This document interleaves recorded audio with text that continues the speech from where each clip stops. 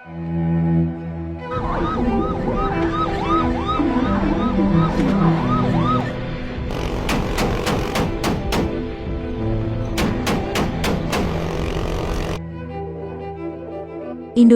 kini sudah sepatutnya untuk semakin waspada atau bahkan siaga tempur.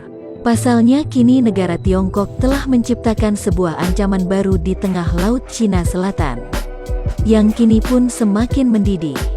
Bagaimana tidak, beberapa waktu lalu sebuah undang-undang baru Cina pun telah diusulkan, yang isinya memberi wewenang kepada Coast Guard Cina untuk menggunakan senjata terhadap kapal asing yang terlibat dalam kegiatan ilegal di perairannya.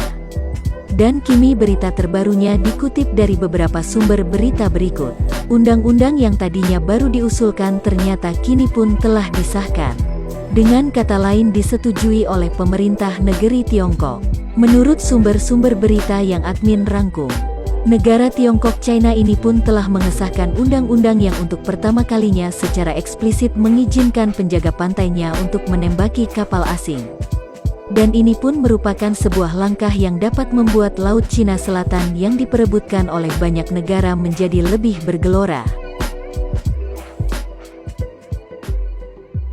Tak main-main, kini negara Tiongkok yang dijuluki naga di Laut Cina Selatan ini pun telah aktif mengirimkan armada-armada kapal Coast Guard untuk mengawasi teritorial Laut Cina Selatan yang masuk klaim mereka.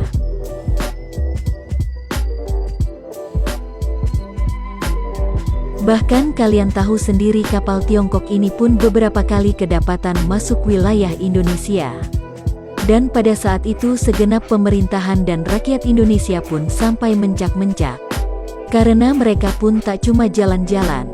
Kapal-kapal Coast Guard China ini malah mengawal kapal-kapal nelayan mereka untuk mencuri ikan di perairan Indonesia dan mereka bahkan mengusir nelayan-nelayan kita. Sungguh mengesalkan juga kan?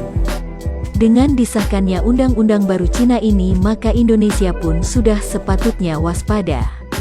Bisa saja kejadian seperti di awal tahun 2020 lalu terulang lagi dan bentrok antar kapal pun bisa saja terjadi karena mereka sudah diizinkan menembak.